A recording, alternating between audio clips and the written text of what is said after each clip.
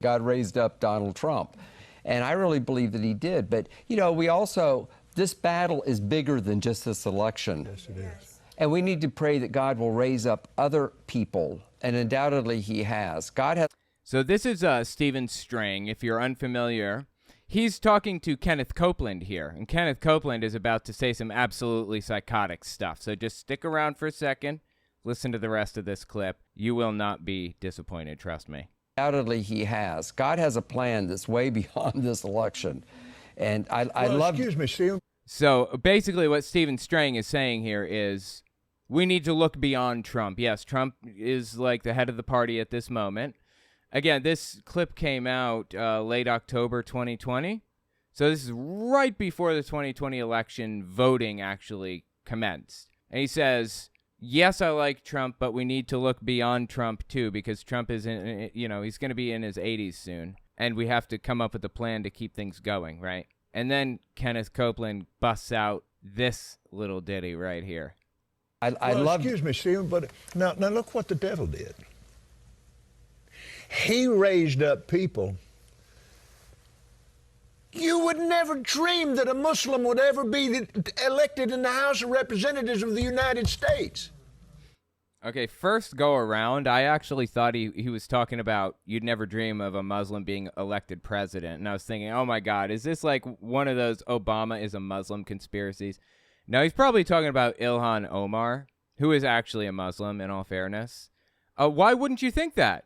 Why would you never dream that that would happen? This is America, baby. The land of opportunity and freedom. Remember all that freedom stuff you talk about constantly? Why would you think that's unusual for somebody to come from another place and build themselves into something great? Pursue the American dream. That's what it's about, right? Kenneth Copeland doesn't seem to care about that. You know what he cares about? Muslims being in the House of Representatives. Quick interjection. I won't take long. I just wanted to tell you guys, YouTube's algorithm operates off of a few factors. Watch time, whether or not you subscribe, and whether or not you like something. So if you really want to help my channel, I would appreciate it if you guys watch the video to the end. If you don't watch it to the end, just watch a little bit longer than you would have otherwise. I would appreciate that very much. All right, let's get back to the video. Dream that a Muslim would ever be elected in the House of Representatives of the United States. Like, this guy, the only thing knocking around in there is racism. That's it. There's nothing else. Why would you care if a Muslim is elected to the House of Representatives? First of all, she's not even the majority, not even close. She's the only one, to my knowledge. Maybe one other, maybe. And second, she's not even an extremist. She's moderate. So who cares? She understands the difference between religion and government and has a vested interest. Ilhan Omar is who I'm talking about right now. Has a vested interest in keeping them separate. Maybe that's the problem, really. He doesn't want to keep religion and government separate. He just wants Christianity to take over, is all. So anyways, that guy, Stephen Strang, who was talking to Kenneth Copeland just now, he's got his own show, The Strang Report, and oh boy, does it get unhinged. I wanted to talk about a little bit of what he's been up to lately. Check this clip out. This is with, what's the guy's name? It's John Amanchukwu, I believe. Yeah, John Amanchukwu is the guy's name on the right here. And I don't know if you guys remember hearing about this, but like a while back, there was like a group of domestic terrorists, effectively, who were going from school board to school board, didn't live in the area, didn't live in the district, nothing. They were just domestic terrorists that were going to different school boards around the country, and they were showing up and threatening the school board members, waiting outside their cars after dark and, you know, leaving threatening messages on them and stuff like that, and just being general terrorists. You know, that's what a terrorist does. They terrorize people. They use terror to get what they want. That's actually what this guy is a part of. That's what he does. He's part of that group that goes around to different school boards and acts like a terrorist and terrorizes innocent people. If they refuse to remove a book from a classroom, if they refuse to ban certain books, or if they allow certain books, or if they whatever. if they don't change the curriculum to include God in some way, they will terrorize them. So this guy, John Amanchukwu, is his name, John Amanchukwu, that's what he did. Now, forever ago, when this was originally really first taking off, when this movement started, Merrick Garland basically put out a letter from the Department of Justice saying that he was going to try anybody who threatens school board members with domestic terrorism, basically, if they don't knock it off. Effectively. It was a little bit more complicated than that. I don't really remember exactly what the letter said, but that was basically it. The goal was to stop this group from going from district to district, threatening school board members. And it worked. It stopped them from threatening them like that, overtly. Now they do it covertly. They do it in a more veiled way. But anyway, he's one of the members of that group that was doing that stuff. Let's listen to Stephen Strang talk to John Amanchukwu about the problems in the country. I'm sure they have a lot to say to each other. We are seeing those who support special interest push their agenda upon children. Okay, we're seeing those who support special interests. You got to really read into what the hell he's talking about here. We're seeing those who support special interests, which I assume what he means when he says special interest is the LGBT community. We're seeing those who support the LGBT community push their agenda on children. Upon children. It's indoctrination, and I use that term often. I oftentimes call it grooming as well. But a more appropriate term for what's taking place, Stephen, is that it's mental.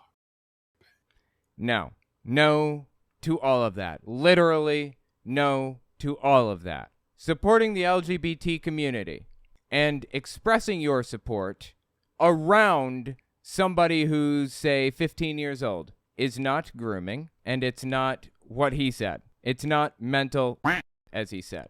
Absurd. I think Christopher Hitchens put it the most succinctly when he said, being gay isn't a form of sex, it's a form of love.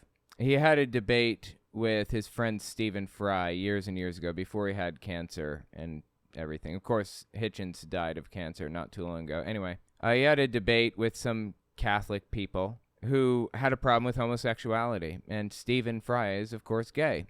And Christopher Hitchens properly said, homosexuality is not a form of sex, it's a form of love. And I would trust my friend Stephen to watch my children over anybody on the other side of the table. And if a priest showed up to watch my child, I'd first call a cab and then the police. If I can find that clip, I'll insert it. Christopher Hitchens defends Stephen Fry. This may be the clip. Fourth, for condemning my friend Stephen Fry for his nature. For saying you couldn't be a member of our church. You're born in sin.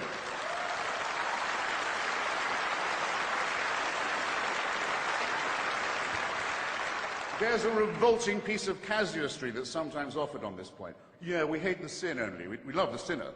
He's not being condemned for what he does. He's being condemned for what he is. You're a child. I'm sorry. There's some harsh language in here, but it's in context, and I feel it's important in the, it's important in the context, so content warning if you're sensitive to this. We love the sinner. He's not being condemned for what he does. He's being condemned for what he is. You're a child made in the image of God. Oh, no, you're not. You're a faggot. And you can't join your church and you can't go to heaven. This is disgraceful. It's inhuman. It's obscene. And it comes from a clutch of hysterical, sinister virgins who've already betrayed their charge in the children of their own church. So he says cynical virgins because priests, Catholic priests, are not allowed to have wives or sleep with anybody. They must be virgins. All the way up. The Pope is a virgin. You know that? He's never slept with anybody in his entire life. Dude is what, 80-something, 90-something? And he's never slept with anybody before. Every community has this problem with child mistreatment. Every community, okay? Jehovah's Witnesses have a problem with it, a bad one. Catholics have a problem with it. Hell, you know what? The atheist community, for what community there is, also has a problem with this stuff. But it's the Jehovah's Witnesses and the Catholics and the Mormons and the everybody else, every religious organization out there that's covering it up. They don't want anybody to know they have the problem. They want everyone to think everything is jolly. It's peachy keen. They're just keeping everything quiet. Nothing wrong here. Nothing to see here. Because if they show that there is really this problem in their organization, it means maybe they're not God's organization because they have the same problems as everybody else. It's the cover-up that's the problem, not the fact that this happens. It happens in every community. Don't cover it up. Fix it. Anyway, that's not exactly the clip I was looking for. This is the debate. Atheist Hitchens, Fry versus Catholics, Whitcomb, Archbishop, Intelligence Squared debate. It's near the end, and it's near that spot. And it's basically where he says, I would trust my friend Stephen to watch my children without question before I would allow anybody else on the stage to watch my children. Bans these things and punishes them and writes them into the criminal code. If all you were doing, sir, ma'am, were offering advice, we could probably be fine with it. No one, though they were asked repeatedly, would say whether they thought Stephen Fry, my friend, was in a state of mortal sin or not. They would. Stephen Fry is gay, and he's his co-debate partner on this stage or whatever. Of course, homosexuality is condemned heavily by the Catholic Church, certainly back then, and it is now too. Wouldn't tell you something about the question brought out their inner coward. Well, I say that homosexuality is not just a form of sex, it's a form of love, and it deserves our respect for that reason. That if That's an important point. It's a form of love. 8-year-old kids can realize that they're gay, and there's nothing sexual about it. It's just them realizing that they have an emotional attraction to the same gender. That's it. When my children were young, I'd have been proud to have Stephen as their babysitter, and I'd told them they were lucky. And if anyone came to my door as a babysitter wearing holy orders, I'd call first a cab and then the police. As well you should, Hitchens. Yes, absolutely. This guy, man, I miss Christopher Hitchens. Like I said, he died of cancer forever ago. Point is, talking about being gay around kids, there's nothing wrong with that. Nothing. Okay, now exposing children to any kind of material of a sexual nature has a logarithmically detrimental effect. It scars children. It's bad for children. Very bad for them to be exposed to anything of that nature up to a certain point. It's on a logarithmic scale, so it's at its peak, and at 15 years old, it starts to get safe. 16, 17, 18, you get picture flashed up on screen, or you get into a conversation about this thing or that, it becomes less detrimental to the person as they get older and older and older. That's why we protect kids, because it can mentally and emotionally scar them if they're exposed to this stuff.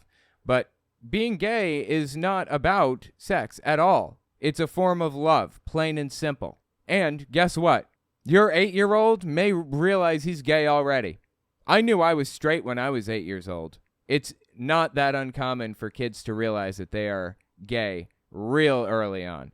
So like I said, it's scarring if you expose them to things of a sexual nature at a certain age on a logarithmic scale, which means it gets less harmful as they get older, right? But if this gay kid wants to read a book about somebody else who is gay, if he wants to expose himself to this information and learn about his life and the feelings that he's having and all of that stuff, it's not harmful. It's perfectly fine, actually. It doesn't hurt them at all. In fact, it's helpful. It's good. It's good for kids to understand what they're looking at, what they're up against, what their feelings mean, stuff like that. It's good for them. And those books should be available to those kids should they want them. Should it be taught in a classroom? Absolutely not.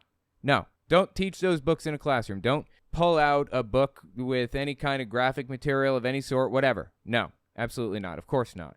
But should a teen, say a 13, 14, 15-year-old kid, say middle school and high school, be allowed access to a book about a person who was gay and who had to live his life with that knowledge and that experience? Of course they should. Are you kidding me?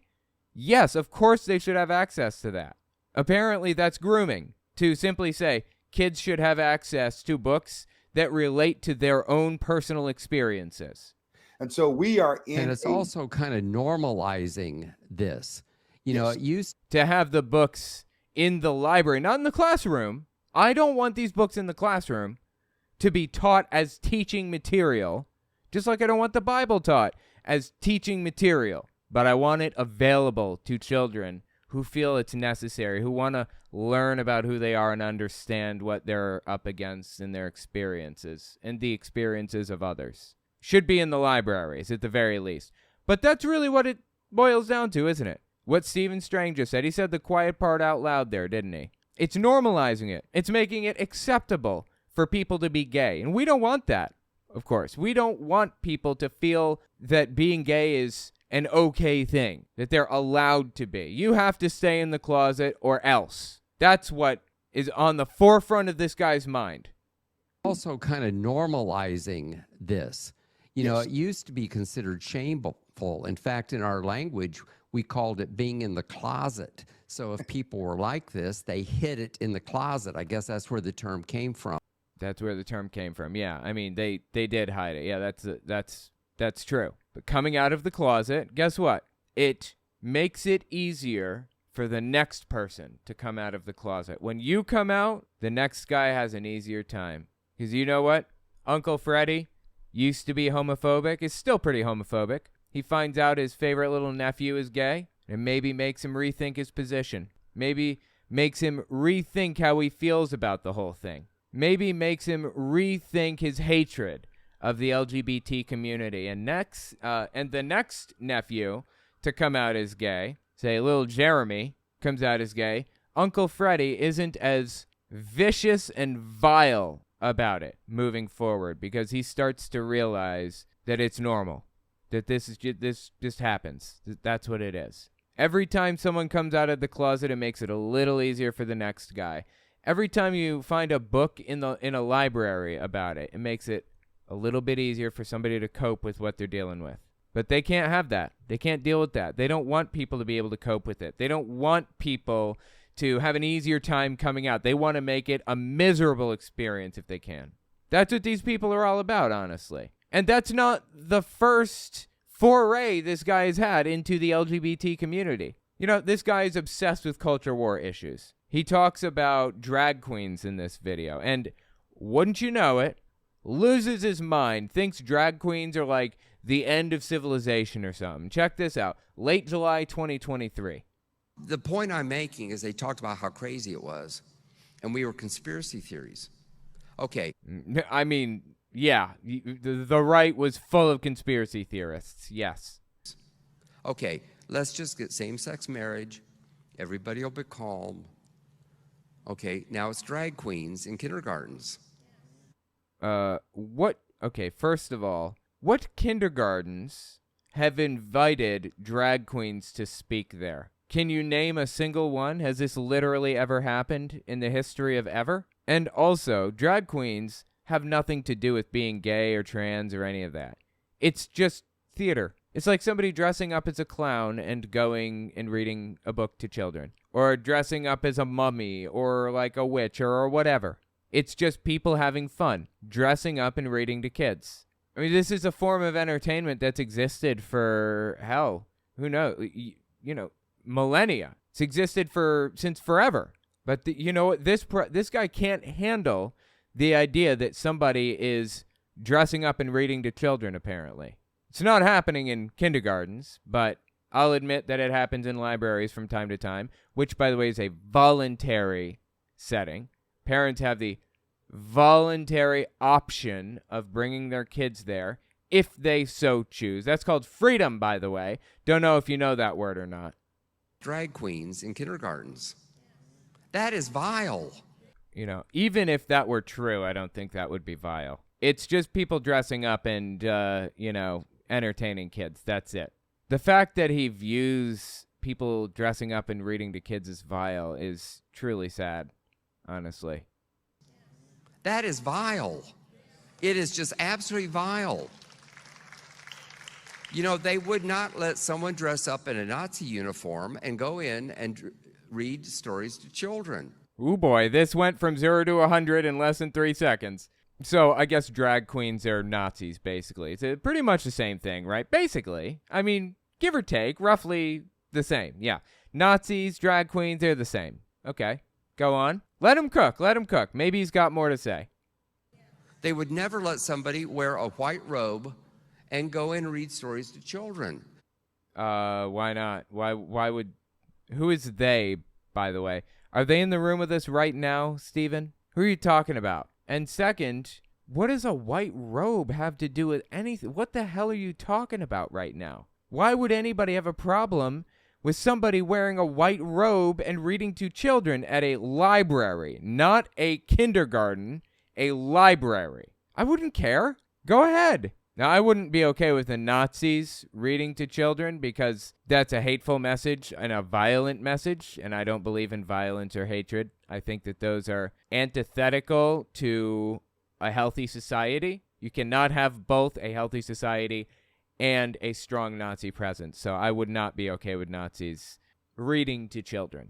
You know, there's something called the paradox of tolerance. I'm sure a lot of people probably heard of it. If you haven't, just in case...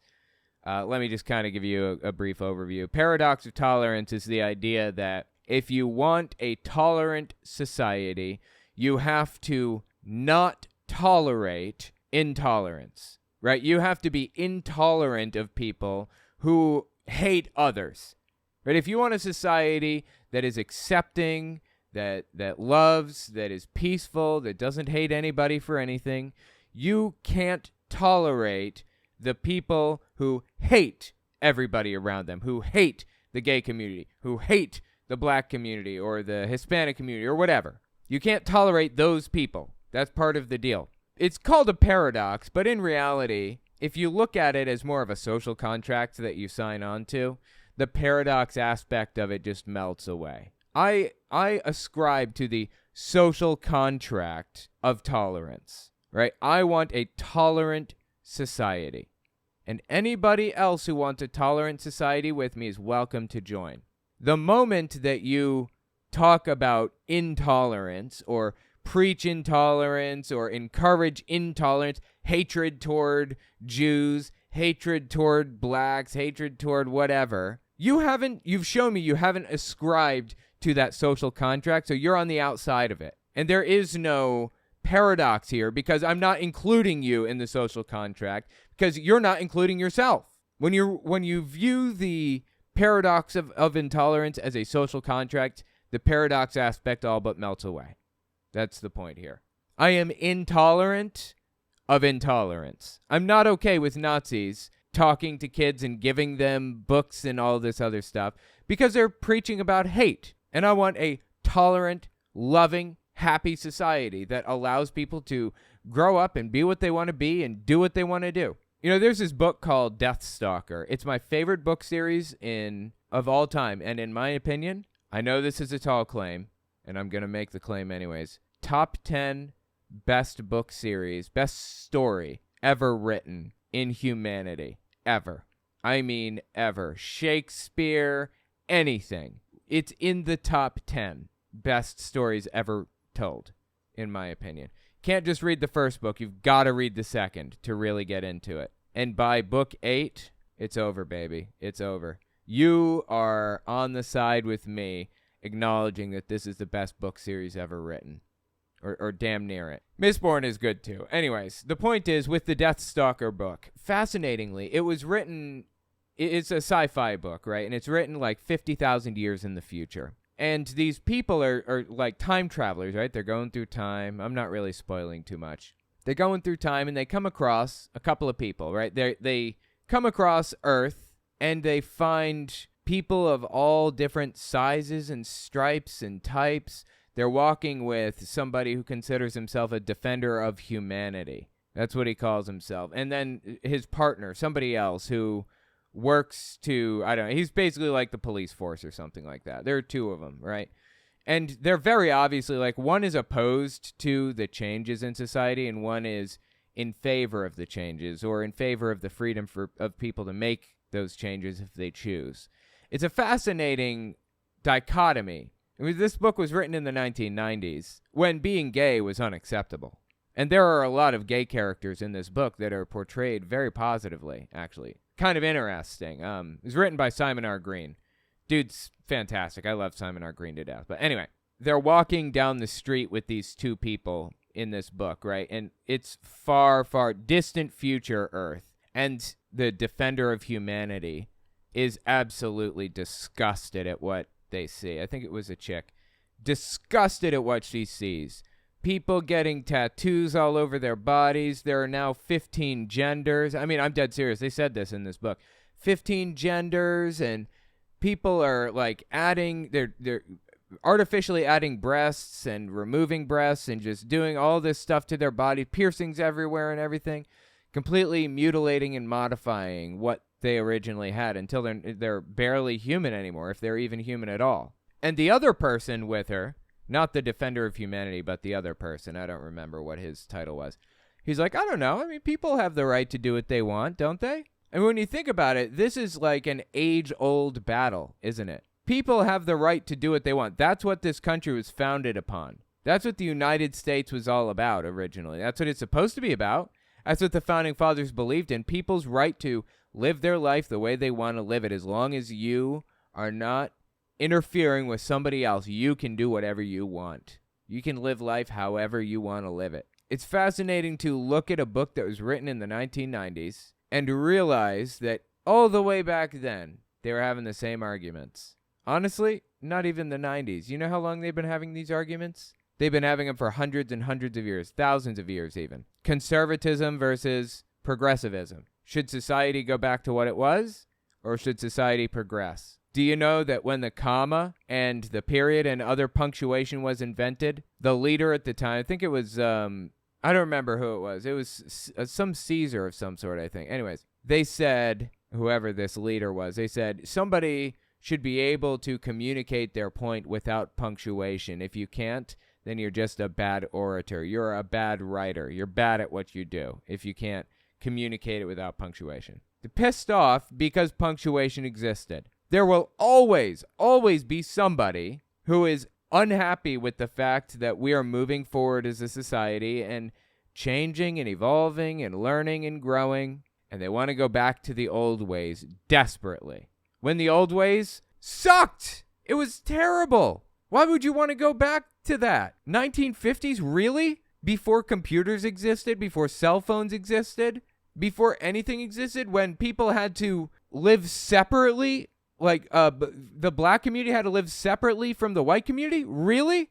That's what you want to go back to? It blows me away that people are so dead set on being dumb as dog and refusing to see the fact that society is going to move forward. Whether you like the fact that it is moving forward or not, it is moving forward. Now, you can live with it or you can fight against it. You're going to lose if you choose to fight against it. And while you fight against it, you're going to make a lot of people's lives miserable, which is, it's exactly what we see right now. We're watching, this is a perfect example, this guy right here, trying to shove people back in the closet. Stephen Strang doesn't want them anywhere near public life. Wants people to be silent about being gay. No gay people in public, apparently. We don't want books about people being gay. We don't want kids accepting that they're gay. We don't want any of that. And we really think about how depraved that is, to be opposed to something like that. Seriously. What is wrong with you? They're shameless. They're absolutely shameless. And he's comparing drag queens to Nazis right now. No joke. To Nazis. They would not let someone dress up in a Nazi uniform and go in and read stories to children. They would never let somebody wear a white robe and go in and read stories to children. I don't know what the hell the white robe thing has to do with anything at all. Keep listening to this. It's just absurd, dude, and embarrassing. They wouldn't let somebody dressed up as a Bible character go in. Who is they? Again, are they in the room with us right now, Stephen? Who the hell are you talking about? Wouldn't let somebody dressed up as a Bible character speak to children. I don't know who they is, but this happens all the time. People speak to children and read the Bible all the time. What the hell do you think church is? And if you think it only happens at church, you live in a delusion. happens in a lot more than just church. It happens at libraries and stuff all the time. And then read Bible stories. They just wouldn't. I don't know who they is, but that happens all the time. I mean, it's lunacy. Yeah, so this guy's very obviously, I mean, that was the end of the clip, but he's very obviously just bigoted and looking for an opportunity to be intolerant of people. Again, I am the most tolerant person you will ever meet. I will tolerate just about anything. Just about. Except for intolerance. That's the only thing that I will not tolerate. Oh, and anything that actually harms somebody else.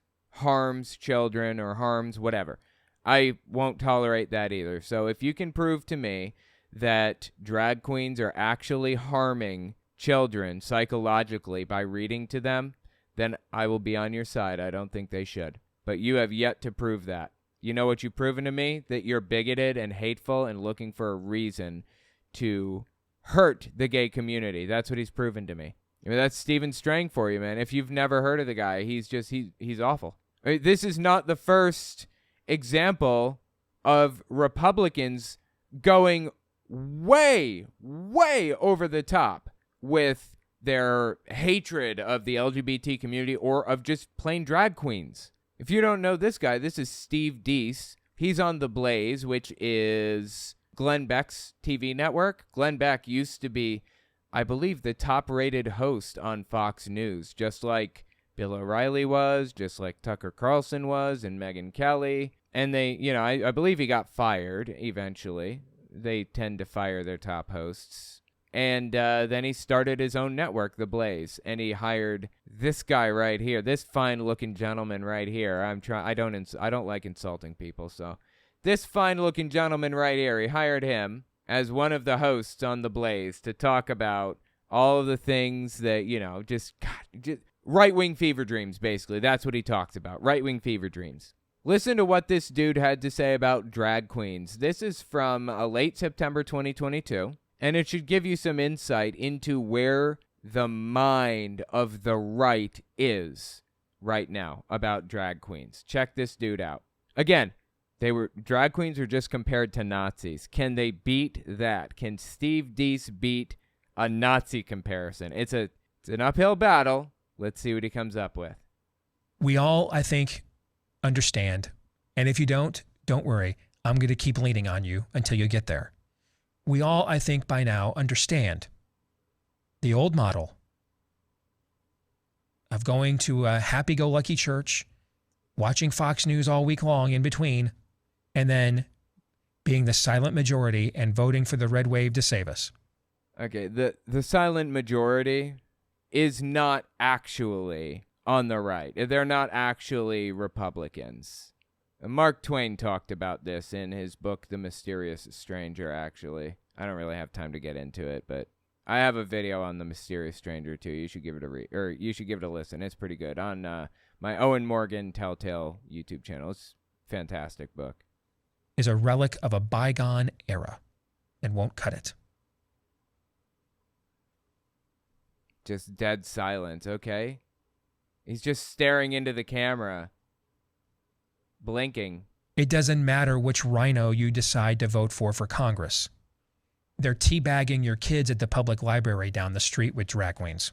Okay. Wow, that took a hard right turn. They're doing what to your kids at the library? No, Steve, they're not. They're not doing that. They never did that. They never did that, Stephen Strang. That didn't happen. Drag queens going to kindergartens, you live in a fantasy land, okay? Come back to reality with the rest of us.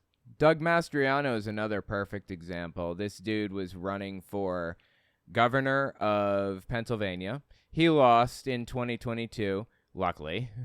But he said some absolutely psychotic shit on his way out. Like, this is right before the election took place when he said this. Listen to this one. This is early October 2022, just like a month before the election happened. On day one, the sexualization of our kids, pole dancing, and all this other crap that's going on will be forbidden in our schools. Dude thinks pole dancing is happening in schools?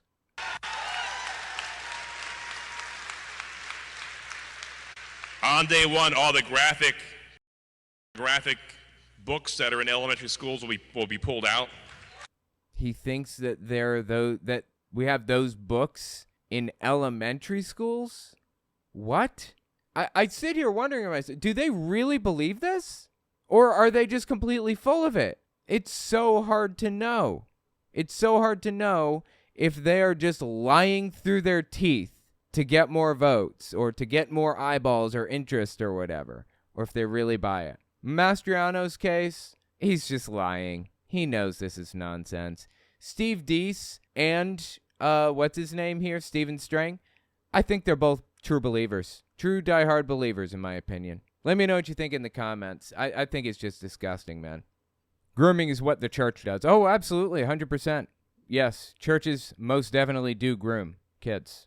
That is exactly what they do. Every accusation is a confession.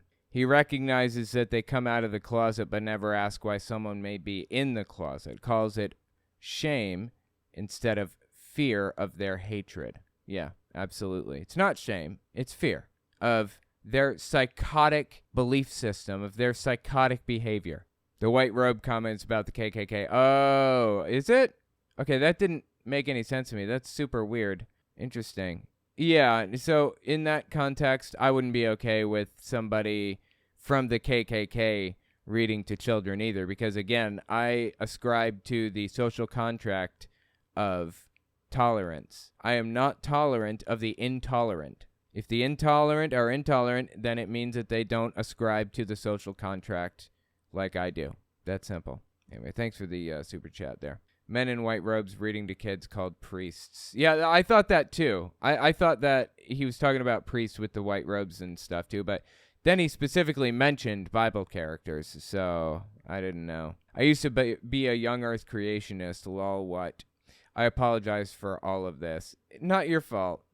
Not your fault. You have nothing to apologize for, seriously. I was an old earth creationist, so I spread a lot of nonsense as well. And, I went door knocking and trying to bring people into the faith, the whole nine. And I almost brought people in, too. Almost. That close.